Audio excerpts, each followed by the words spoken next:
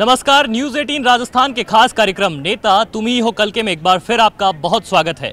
मैं हूं महेश दादिच और आज इस कार्यक्रम के लिए हम आ पहुंचे हैं JECRC यूनिवर्सिटी में, जहां पर हर विषय के विद्यार्थी हमारे साथ बातचीत के लिए मौजूद रहेंगे। देश के चुनाव से पहले क्या कुछ चल रहा है युवाओं के मन में, किस तरह का मानस तैयार कर रहे हैं युवा अपने, और उन्हें किस तरह से वे वोट डालने की प्लानिंग कर रहे हैं, किस तरह से वोट डालने से पहले उनके जेहन में क्या कुछ किस पार्टी के बारे में चल रहा है, ये कुछ हम जानने की कोशिश इस कार्यक्रम के जरिए करते हैं। और साथ ही ये भी जानते हैं कि देश के ज्वलंत मसलों पर क्या कुछ राय वे रखते हैं। तो आइए इस कार्यक्रम की शुरुआत करते हैं और सबसे पहले रोजगार के मसले पर हम बातचीत करते हैं। आपसे जानेंगे कि रोजगार के मसले को लेकर के जिस तरह से दोनों सरकारें हैं युवाओं को अपनी तरफ आकर्षित करने के लिए कोशिश कर रही है कि रोजगार का जो मुद्दा है वो युवाओं को सीधे सीधे कनेक्ट करता है। ऐसे में क्या नहीं लगता कि जो सरकार युवाओं को रोजगार देने का वादा करेगी, जो सरकार वाकई में उनकी पीड़ा को पूछेगी, उसको सबसे ज़्यादा युवा पसंद करेंगे? तो क्या आप इस पर सोचते हैं? नहीं, जितने भी सर्वेज मैंने देखे उसके हिसाब से और हमारे यहाँ पे जो विचार हैं युवाओं के, जैसे हम खुद भी युवा है और जो यहाँ के युवाओं के विचार है उसके हिसाब से एम्प्लॉयमेंट सबसे बड़ा मुद्दा है देश का। तो जो सरकार एम्प्लॉयमेंट का वादा करेगी और उसको फुलफिल करेगी उसको ही सबसे ज़्यादा वोट मिलेंगे। और दूसरी दिक्कत क्या है, आप एम्प्लॉयमेंट का वादा तो कर लेते हैं लेकिन आपके पास कोई रियल टाइम डाटा नहीं है कि आपने कितना एम्प्लॉयमेंट जनरेट किया ऑर्गेनाइज सेक्टर में और अनऑर्गेनाइज सेक्टर में। तो उसमें क्या है कि पुष्टि नहीं हो पाती है कि वादा पूरा हुआ है नहीं पूरा हुआ। तो सरकार को एक एम्प्लॉयमेंट देना भी चाहिए और एक कोई ऐसा तंत्र भी बनाना चाहिए कि रियल टाइम डाटा उपलब्ध हो। रियल टाइम डाटा उपलब्ध हो, लेकिन ये बात हमारे यहाँ पर जब विधानसभा का चुनाव था तब ये बात बीजेपी की तरफ से बार बार कही गई थी कि 17 लाख नौकरियां उपलब्ध करा दी गई है और कौशल विकास के जरिए ये दावा किया गया था। आपको लगता है कि वाकई में लोगों को रोजगार मिला? हाँ सर, वाकई लोगों को रोजगार मिला था और इसमें बहुत सारी तरक्की भी हुई थी। और तो फिर क्यों हार गई चुनाव? सर इसका पता नहीं, क्योंकि शायद जनता ने नहीं चूज किया उस पर उनको, और भी इसके अलावा भी बहुत से मैटर होते हैं जिनको मानना चाहिए था, उन्होंने सिर्फ इसी पे ध्यान दिया। शायद मेरे ख्याल से तो एग्रेरियन डिस्ट्रेस था, गाँव में किसान नाराज थे और अनऑर्गेनाइज सेक्टर्स में थोड़ा हालत ख़राब थी, इसलिए किसानों की भी बात हो चली है। आपको नहीं लगता कि किसानों के लिए जिस तरह की बातें बहुत बड़ी बड़ी की जाती है लेकिन किसानों को वाकई में कुछ मिल पाया है? कर्ज माफ़ी को किस तरह से देखते हैं? कर्ज माफ़ी तो उनके लिए एक जरिया था वोट बैंक को भरने के लिए और कुछ नहीं है। कर्ज माफ़ी से देश का ही कर्ज बचेगा और कर्ज बढ़ता जाएगा और जो देश के अंदर जो पैसा है वही जाएगा। हमें कुछ ऐसा करना चाहिए जिसकी वजह से हमें कर्ज माफ़ ना करना पड़े। उनके लिए इतने रिसोर्सेज, इतनी ज़्यादा अपॉर्चुनिटीज़ हो या फिर इतना होना चाहिए कि उनको कर्ज माफ़ी की ज़रूरत ना पड़े, उनकी फसल अच्छी हो। तो हमारी कोशिश है जानने की कि बेरोजगारी के मसले पर क्या कुछ सोच रहे हैं युवा। इनसे हम ये जानने की कोशिश करते हैं, रोजगार के मामले पर आप लोग कुछ सोचते हैं? आप किस संकाय में पढ़ते हैं? मैं डिज़ाइनिंग की स्टूडेंट हूँ। मैं ये सोचती हूँ कि जो हमारे कुछ ऐसे फील्ड होते हैं जो आजकल युवा बहुत पसंद करते हैं, उनका सिर्फ प्राइवेट सेक्टर में जॉब होता है। तो गवर्नमेंट को कुछ ऐसा करना चाहिए कि उसका गवर्नमेंट सेक्टर में भी हो, ताकि लोग उनको उन फील्ड्स में भी आगे से आगे जाने की कोशिश करें। और उन सब चीज़ों के लिए स्कॉलरशिप्स भी मिलनी चाहिए जिससे बच्चे पढ़ सके। नॉर्मली गवर्नमेंट या तो सोचती है कि बहुत ज़्यादा गरीब वर्ग के लिए, पर जो मिडिल क्लास होता है वो एकदम रह जाता है इस वजह से कि गरीब वर्ग के लिए तो गवर्नमेंट ने पॉलिसी बना दी, जो अच्छे लोग हैं वो अपने आप कर सकते हैं, पर मिडिल क्लास ना तो वो अफोर्ड कर सकता है पर वो करना भी चाहता है, इस वजह से वो रह जाता है। तो उनके लिए भी उन्हें स्कॉलरशिप और रोजगार के बारे में गवर्नमेंट सेक्टर में जो अलग आजकल नए कोर्स चले हैं उनके बारे में कुछ करना। आपने एक बात कही कि प्राइवेट जॉब्स जो है उनकी स्थिति को भी सुधारे जाना चाहिए। हर युवा जो है वो गवर्नमेंट जॉब की तरफ क्यों भाग रहा है? क्योंकि गवर्नमेंट जॉब में जॉब सिक्योरिटी ज़्यादा होती है, अलाउंसेस ज़्यादा मिलते हैं, मेडिकल अलाउंसेस हो गए।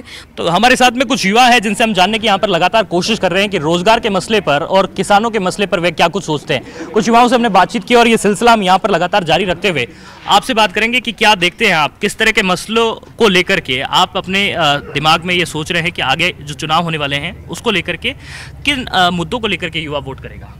सर, जैसे कि अभी पुलवामा में अटैक हुआ था तो उन चीज़ों को बेसिक माना गया है। जैसे बीजेपी ने बहुत कुछ करा इस टाइम पे, तो एक बहुत बड़ा ज़रिया बना जिससे वोट्स जो हैं वो शायद बीजेपी की तरफ बढ़ सकते हैं। और एक एम्प्लॉयमेंट जो है वो आजकल यूथ जो है वो ऑब्वियसली एम्प्लॉयमेंट चाहता है अपने, तो एक एम्प्लॉयमेंट भी बहुत ज़रिया बड़ा चीज़ बनेगा वोट के लिए।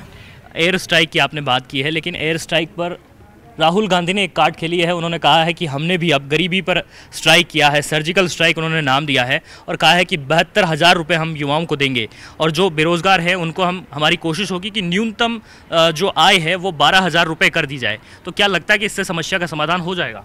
सर देखिए, अगर इस ऐसी स्कीम से अगर आप समस्या का समाधान करने की सोचेंगे उससे कोई फ़ायदा नहीं है। अगर आप तमिलनाडु में भी देखें, वहाँ के लोगों को फ्री में दाल चावल मिल रहा है और उससे दिक्कत ये है कि वहाँ पे जो छोटे मोटे काम, मतलब आपको अगर नल ठीक करवाना है तो आपको दूसरे स्टेट से लोग चाहिए, क्योंकि यहाँ वहाँ लोग काम नहीं करना चाहते। अब आप सोचिए, आपको अगर मैं दाल चावल रोज़ कहूँ कि आपको 4 टाइम मिल जाएगा, आप काम करना पसंद करेंगे क्या? तो इससे कोई फ़ायदा नहीं है, और सिर्फ आपके जैसे टैक्स पेयर्स का ही पैसा वो बिगाड़ रहे हैं, और इससे कोई फ़ायदा नहीं होने वाला है। अच्छा, पहले भी जो मौजूदा सरकार है उसने दावा किया था कि बहुत रोजगार देंगे युवाओं को, कुछ हो पाया है उस पर? सर, युवाओं के रोज़गार पे काम तो हुआ है। सैमसंग का प्लांट नोएडा में लगाया था, प्रधानमंत्री जी ने उसका शिलान्यास भी किया था और उद्घाटन किया है उसका। और बात हम करें हमारा नेता कैसा हो, तो हमारे संसद भवन के जो गुम्बद नंबर 6 है उस पर एक संस्कृत में श्लोक लिखा है कि प्रजा सुखे सुखम राज्ञ प्रजानाम तु हित हितम नात्म प्रियम सुखम राज्ञम प्रजानाम तु प्रियम हितम। अर्थात कि जो प्रजा का सुख है उसमें ही राजा अपना सुख देखे, जो प्रजा के हित के लिए हो उसमें राजा अपना हित देखे। तो जो राजा कोई भी अगर अपना कार्य कर रहा है, जो भी सरकार अपना कार्य कर रही है, वो जनता की भलाई देखते हुए कार्य कर रही है। अगर हम रोज़गार की बात करें तो रोज़गार दिया गया, सैमसंग के प्लांट लगाए गए, गुजरात में प्लांट लगाए गए। अगर हम देश की रक्षा की बात करें तो पुलवामा में जो आतंकी हमला हुआ उसके बाद में जो जवाबी कार्रवाई भारत सरकार को करनी थी, उन्होंने पूर्ण रूप से बिल्कुल सही कार्रवाई करी।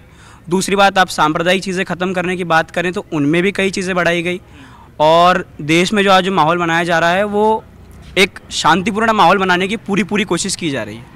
अच्छा, सरकार कोई भी हो, आपने बहुत अच्छी बात की कि जनहितैषी सरकार होनी चाहिए। उसका मकसद ये होता है कि जनता के हित में वो काम करे और लोगों के कल्याण के लिए फैसले ले। तो ऐसी सरकार को चयन करता है युवा और आज का मतदाता भी। हमारे साथ कुछ और युवा है जिनसे हम ये जानने की कोशिश करते हैं कि रोजगार के साथ ही बात होती है आरक्षण की, और अभी हाल ही में जिस तरह से 10% आरक्षण जनरल को भी, यानी कि जो सामान्य सवर्ण है उनको भी मिल गया है, तो ऐसे में लगता है कि अब कहीं ना कहीं आर्थिक आधार वाली शिकायत आपकी दूर हुई है?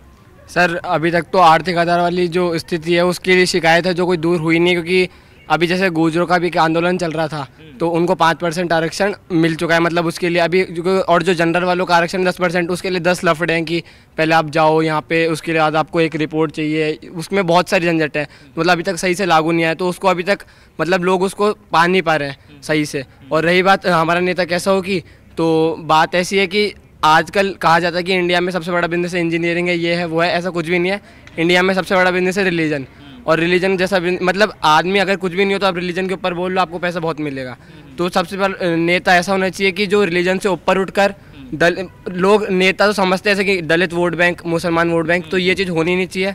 ऐसी पार्टियां जो जाति और धर्म के आधार पर अपने सियासी फैसले लेती हैं और जो चुनाव में भी उतरती हैं, वो सक्सेस नहीं हो सकती है, ये कहते हैं हमारे युवा। और जिनका ये साफ तौर पर कहना है कि सियासत में जब आप किसी के सामने चुनाव उतर रहे हैं तो आप जनता के हित के मुद्दों को लेकर के उतरिए, ना कि जाति और धर्म के।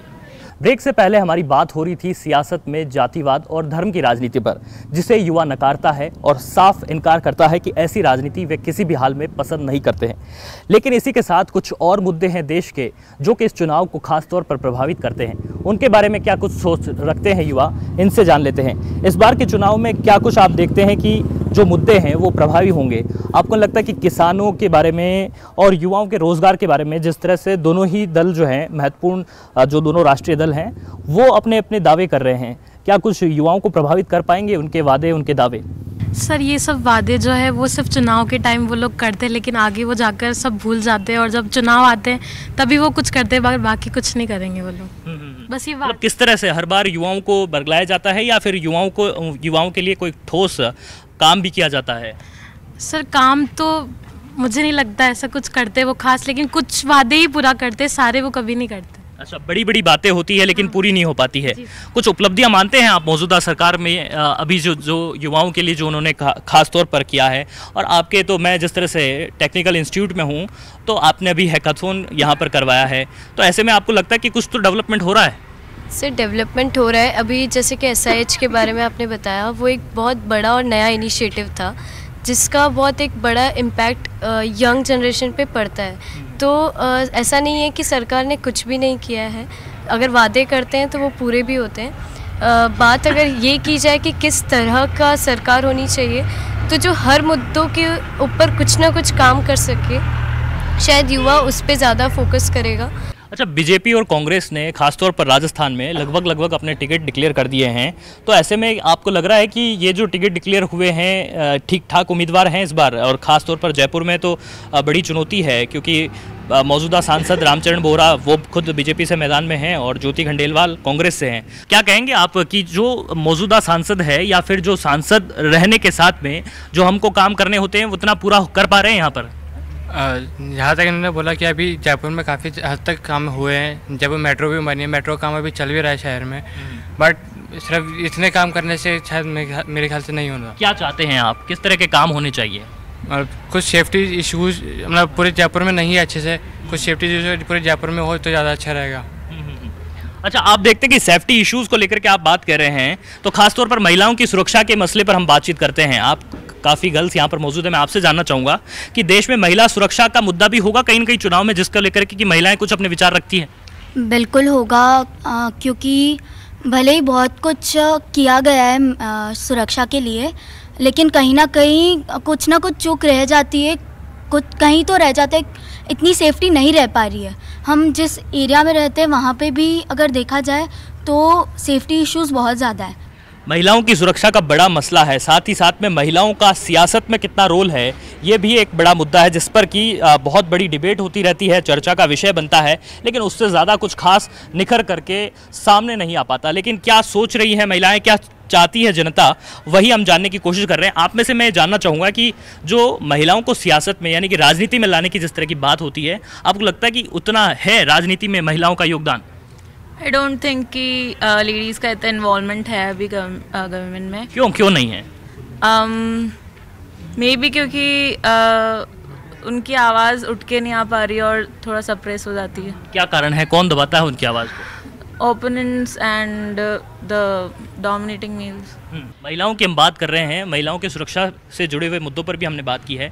आपको नहीं लगता कि जो महिलाओं को राजनीति में लाने की बात है तो उस पर काफ़ी कुछ काम किए जाने की अभी भी ज़रूरत महसूस होती है? अभी जो राजनीति में महिलाएं हैं उनकी संख्या काफ़ी कम है, क्या कहेंगी आप?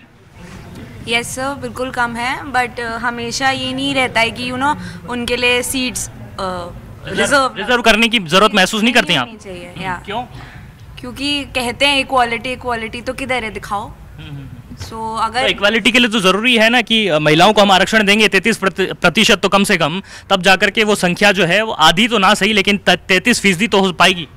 ये अपने आप में बहुत डिसरिस्पेक्टफुल है हमारे लिए कि हमारे लिए सीट्स रिजर्व होने की बात आ रही है, ऐसी आनी ही नहीं चाहिए। अच्छा, मतलब एक ऐसा समाज चाहिए जिसमें आधी आबादी को उसका हक मिल सके और महिलाओं को उनके हक के लिए किसी आरक्षण की ज़रूरत महसूस नहीं हो, और ऐसा समाज तभी पॉसिबल हो सकेगा, जब भी संभव हो पाएगा जबकि हम दूसरे देशों की तुलना में खुद को महिलाओं के मामले में सजग बनाएंगे और उनकी राजनीतिक समझ को विकसित करेंगे और उन्हें राजनीति में ज़्यादा से ज़्यादा मौके देंगे। हमारी कोशिश है कि हम युवाओं से ये भी जान सके कि यहाँ पर जो देश के ज्वलंत मसले हैं, जिनको के लेकर के हाल ही में सुरक्षा का मसला रहा है, देश की सुरक्षा के मसले के मामले पर जो अभी एयर स्ट्राइक रहा है, तो क्या लगता है आपको कि जवानों की सुरक्षा अभी देश में जिस तरह से एक के बाद एक हमले पाकिस्तान की तरफ से हुए हैं और उसमें जिस तरह से हमने अपने जवान गंवाए हैं, तो देश की सुरक्षा के मसले पर क्या आपके मन में चल रहा है?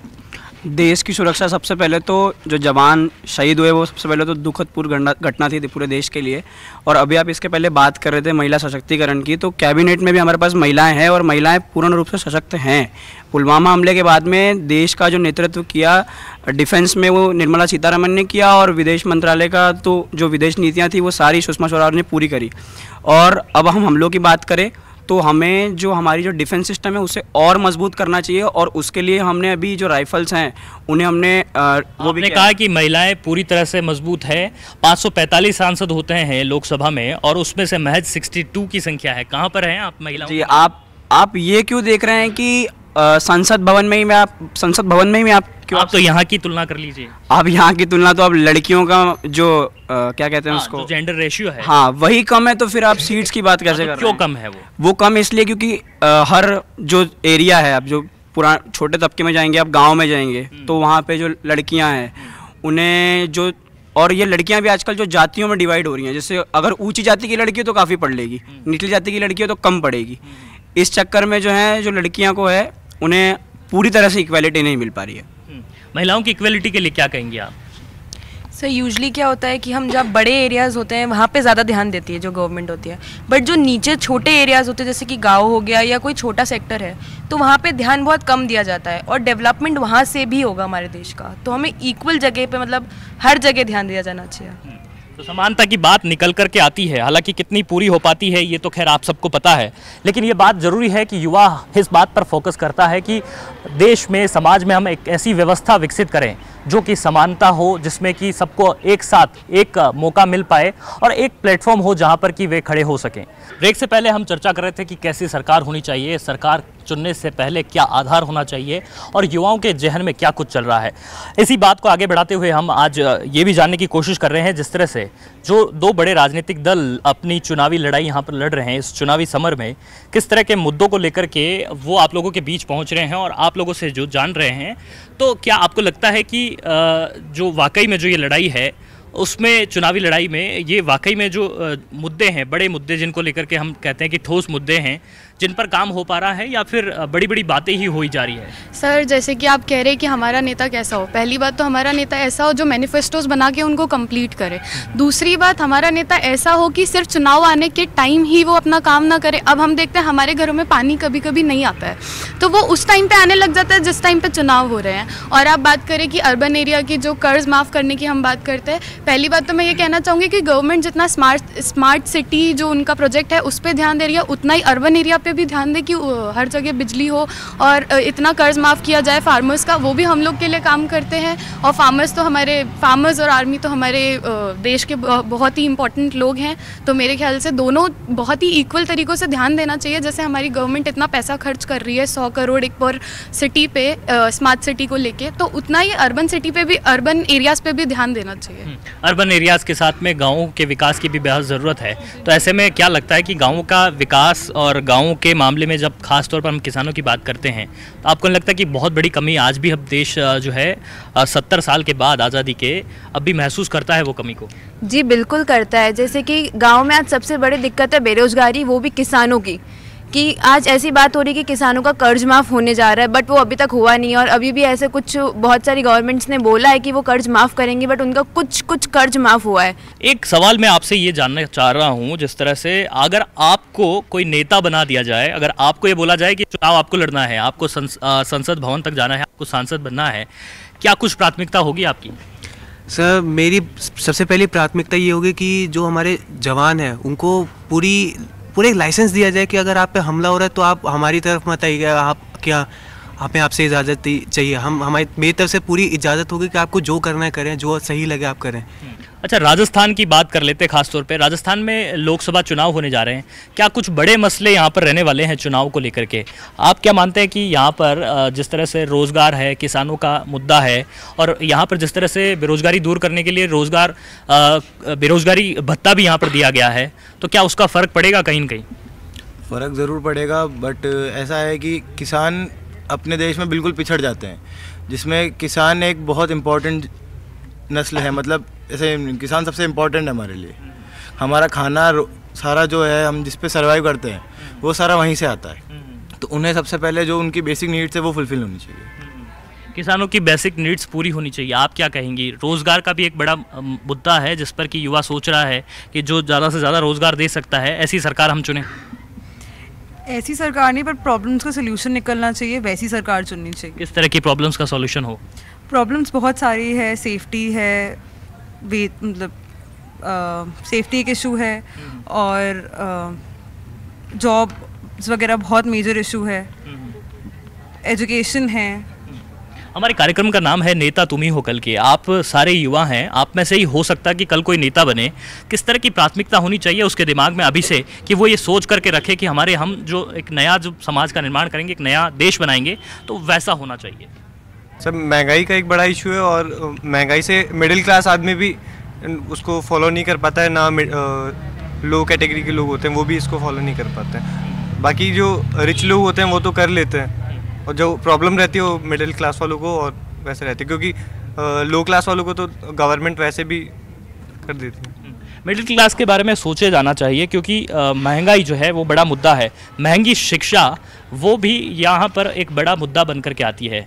आप लोग यहाँ पर तालीम हासिल करने आए, आपको यहाँ पर पेरेंट्स ने भेजा, एक बहुत बड़ा खर्चा कहीं ना कहीं पेरेंट्स उठाते हैं। आपको नहीं लगता कि एक शिक्षा जो है वो एक ऐसे स्तर पे होनी चाहिए कि सब लोग अफोर्ड कर सकें?